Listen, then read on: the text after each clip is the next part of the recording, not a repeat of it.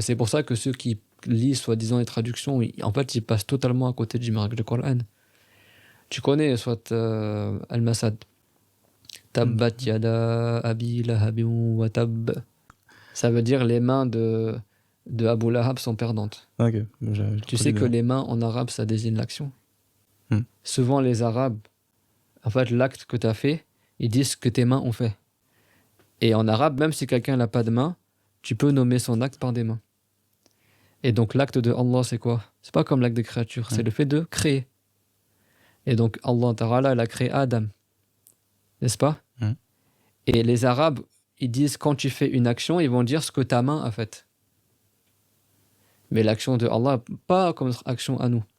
Et la création de Adam, c'est pas la création de n'importe quelle créature. Adam, c'était la meilleure des créatures à son époque, c'est un prophète. Tous les prophètes sont les meilleurs des créatures. C'est-à-dire que Allah Ta'ala, il a créé Adam avec un soin particulier. Et quand tu fais une action, les Arabes, ils disent ta main.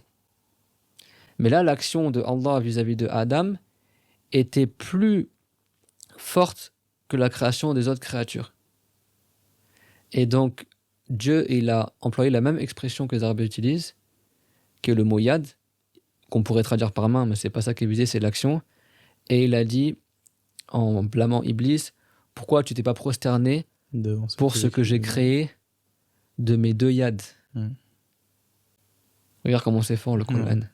Le yad en arabe, c'est pas la main ici, mais même en français on peut dire la main, ce qu'il a fait de ses propres mains, tu vois. Par exemple, regarde ce que tu as fait. Par exemple, tu as vu, j'en sais rien moi, par exemple le podcast, le scénario de ce podcast-là, tu l'as fait de tes propres mains. T'as rien fait avec tes mains, tu vois, tu l'as imaginé. Mais des fois, même des notions abstraites, on dit je l'ai fait de mes propres mains. Alors même par exemple quand on dit genre quand on a besoin d'aide, genre j'ai besoin de bras. Si on dit j'ai besoin de bras, voilà. Mais on n'a pas physiquement besoin de... Ou tendre la main pour dire aider ou des choses comme ça. Donc même en français, le mot main, il a plein de sens différents. Et en arabe, ça, mais celui qui n'a pas appris la rhétorique arabe, il ne sait pas ça. Mais en arabe, l'action, ça c'est très... Dans le Coran, il y a beaucoup de ayats comme ça. Ce que leurs mains ont fait, c'est quand ils blâment les mouchriquines ou ils seront châtiés parce que leurs mains ont fait du mal, c'est-à-dire parce qu'ils ont fait du mal. Mais au point que chez les Arabes, à l'époque du prophète, ils utilisaient le mot main dans le même sens que l'action. C'était limite synonyme, quoi. Pas tout le temps, bien sûr, ça dépend des contextes de phrases. Mais dans des contextes comme ça, pour eux, c'est la même chose, en fait. Ils vont te dire ce que tu as fait, faralta ou ma faralat yadak. Ce qu'a fait ta main ou ce que tu as fait. Ils vont dire la même chose. Et en fait, quand tu fais beaucoup une chose ou quand tu prends un soin particulier à faire une chose, les Arabes ne vont pas dire ce que ta main a fait, ils vont dire ce que tes deux mains ont fait. Pour montrer que tu as encore plus agi. Tu vois? Et en fait, les savants du tafsir, ils disent que Dieu, il a créé Adam avec un soin particulier. Parce qu'Adam, c'est sa perfection.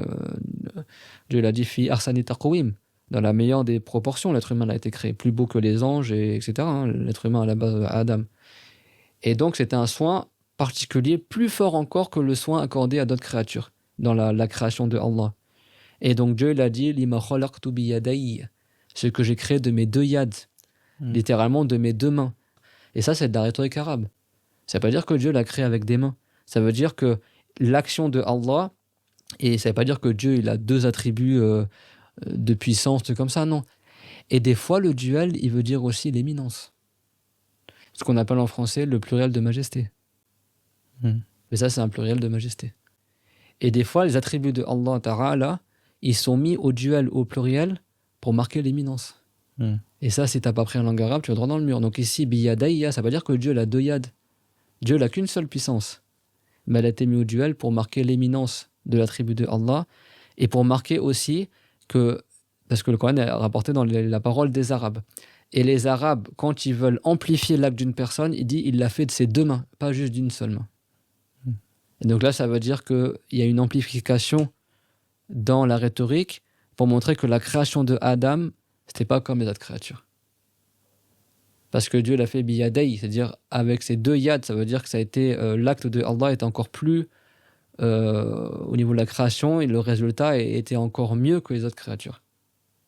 Donc les savants ils disent ici, ça veut dire que Dieu l'a créé Adam par un soin particulier. Tu vois ? Mais ça, si tu connais pas les manières de parler des Arabes, tu vas manquer ça.